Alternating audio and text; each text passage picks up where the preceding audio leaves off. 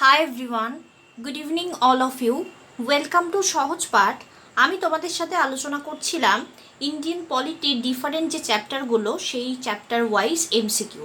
তোমাদেরকে জানিয়ে রাখি, খুব তাড়াতাড়ি শুরু হতে চলেছে quick revision on WBCS preliminary on Indian পলিটির যে সমস্ত সেকশন থেকে তোমাদের এক্সামিনেশনে প্রশ্ন আসার তীব্র সম্ভাবনা, চ্যাপ্টার ওয়াইজ আমি তোমাদের সাথে আলোচনা করতে চলেছি। প্রথমে এমসিকিউ সিরিজটা আমি কমপ্লিট করব, তারপরেই তোমাদের সাথে খুব তাড়াতাড়ি আলোচনা করব।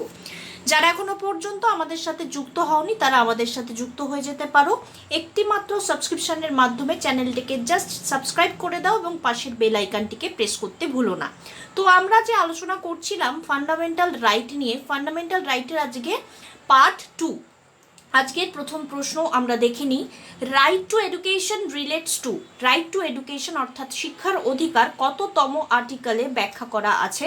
তো এক্ষেত্রে সঠিক উত্তর হচ্ছে answer D, that is article 21A, যেখানে 6 থেকে 14 বছরের শিশুদের এডুকেশন প্রোভাইড করার কথা বলা হয়েছে এবং পাশাপাশি এটি কিন্তু আমাদের 11তম ফান্ডামেন্টাল ডিউটি।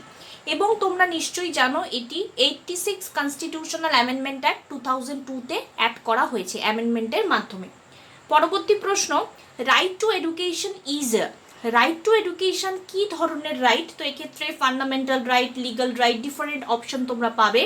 অবশ্যই আনসার হচ্ছে আমাদের answer A, that is option A, fundamental right. এটি আমাদের কিন্তু মৌলিক অধিকার, প্রথমত মৌলিক অধিকার, পাশাপাশি মৌলিক কর্তব্য। কখনোই দুটো অপশন দেবে না, তো সেদিক থেকে চিন্তা করার কিছু নেই। আর যদি দুটো অপশন দেয় তাহলে কোডিং হিসাবে যেরকম থাকে অপশন কোড চুজ করা, সেটা তোমাদের থাকবে। চলে আসছি পরবর্তী প্রশ্নে। When Right to Information Act came into force in India, right two information act অর্থাৎ তথ্য জানার অধিকার ভারতবর্ষে কবে থেকে অ্যাপ্লিকেবল হয়? সঠিক উত্তর answer C, that is 12 October 2005। 12ই অক্টোবর 2005 সালে রাইট টু ইনফরমেশন ভারতবর্ষে কার্যকরী হয়েছে। পরবর্তী প্রশ্ন, article 14 to 18 of constitution deals with, article 14 থেকে 18 এই সেকশনটা আমাদের ব্যাখ্যা করে সাম্যের অধিকার অর্থাৎ রাইট টু ইকুয়ালিটি, অর্থাৎ all the people of India are equal in the eyes of law and every person will get same protection under the common law. Okay, next question, right to property is now a, অর্থাৎ right to property সম্পত্তির অধিকার প্রথম পর্যায়ে ছিল fundamental right, তার পরবর্তী পর্যায়ে through amendment অর্থাৎ এটিকে অ্যামেন্ডমেন্টের মাধ্যমে ফান্ডামেন্টাল রাইটের ক্যাটাগরি থেকে কি করা হয়েছে, ডিলিট করে দেওয়া হয়েছে। বর্তমানে এটি লিগাল রাইট, অপশান এ হচ্ছে আমাদের আনসার এবং 300A-তে মেনশন করা আছে। কোয়েশ্চেন নাম্বার 6-এ আমরা মুভ করি।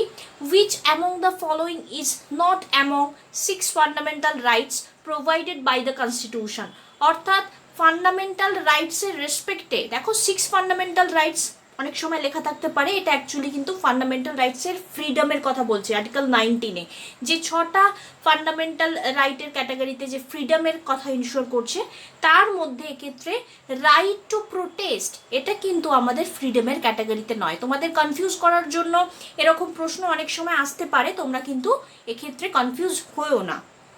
চলে আসছি পরবর্তী প্রশ্নে, খুব একটি ইজি প্রশ্ন। Which article ensures abolition of untouchability, অর্থাৎ এক্ষেত্রে আমাদের অস্পৃশ্যতা যে অপরাধ সেটি মেনশন করা হয়েছে আর্টিকেল 17, অর্থাৎ আনসার এক্ষেত্রে বি। কোশ্চেন নাম্বার 8-এ আমরা মুভ করি। Which article ensures abolition of title, অর্থাৎ টাইটেল অ্যাবলিশড হয়ে গেছে। আগে যে রায় বাহাদুর, তারপরে রায় চৌধুরী, এই ধরনের যে টাইটেলগুলো দেওয়া হতো সেগুলো অ্যাবলিশড হয়ে গেছে এবং এটা মেনশন করা আছে আর্টিকেল 18-এ, আনসার আমাদের সি। চলে আসছি next question. Article 19 provides 6 freedom which is not among them. দেখো এখানে আমি তোমাদের একটু বলছিলাম যে ফ্রিডমের কথা ইনশিওর করে। ওকে, তো এখানে 4টে যে অপশনস রয়েছে সেটার মধ্যে কোনটাই ফ্রিডমের মধ্যে মানে ইনক্লুডেড নয়? সঠিক উত্তর answer D, reside and settle any part of your state only.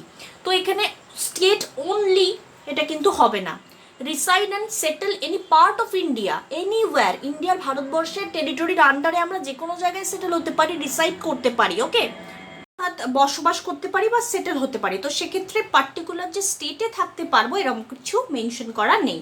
Question number 10 দেখে নিই। The idea of fundamental right was adopted from, fundamental রাইটের এই কনসেপ্টটা আমরা কোথা থেকে অ্যাডপ্ট করেছি? সঠিক উত্তর option B, that is America. আমেরিকার কনস্টিটিউশন থেকে আমরা এই যে কনসেপ্টটা সেটা ইন্সপায়ার্ড হয়েছি। Next question, fundamental rights are incorporated in which part of the constitution? Fundamental rights কোন পার্টে মেনশন করা আছে? Very easy, part 3, answer A হয়ে গেল। নেক্সট হচ্ছে, which part is described by doctor B R Ambedkar most criticise part of the constitution? সব থেকে বেশি ক্রিটিসিজম, ডিফারেন্ট কেস লজ আমরা দেখতে পারি part 3, that is fundamental right. Different টাইপের ক্রিটিসিজম হয়েছে, ডিফারেন্ট টাইপের কন্ট্রোভার্সি হয়েছে, ডিফারেন্ট কেস ল আমরা পরবর্তী পর্যায়ে পড়ব।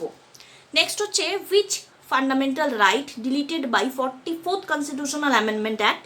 So right to property is the answer, যেটা আমি তোমাদের একটু আগে বললাম। Next question, in which amendment the right to property was deleted from fundamental right? দুবার করে রাইট টু প্রপার্টি হয়ে গেছে, একটু দেখে নিও। রাইট টু প্রপার্টিকে ডিলিট করে দেওয়া হয়েছে 44th কনস্টিটিউশনাল অ্যামেন্ডমেন্ট অ্যাক্টে। Okay, next question, dash is the most fundamental of fundamental right? তো এক্ষেত্রে কোনটা স্পেসিফিক্যালি আমাদের ফান্ডামেন্টাল রাইটের মধ্যে included? Personal liberty, right to equality, minority right, religious right? সঠিক উত্তর পার্সোনাল লিবার্টি, খুব ইম্পর্টেন্ট, আর্টিকেল 21। নেক্সট হচ্ছে, article 30 of Indian constitution deals with? Article 30তে মেনশন করা আছে right of the minorities to establish and manage educational institution, very important. Next question, in the Indian constitution the power to issue writ of habeas corpus is vested?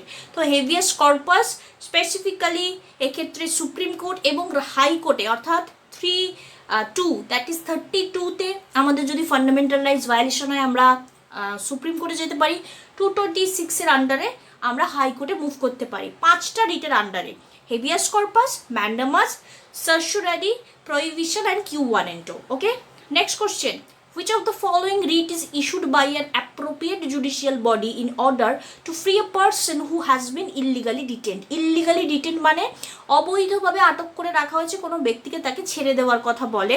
সঠিক উত্তর এটা আমি তোমাদেরকে বলবো না। নেক্সট প্রশ্ন হচ্ছে, না বলেই দিচ্ছি, আনসার হচ্ছে হেভিয়াস কর্পাস।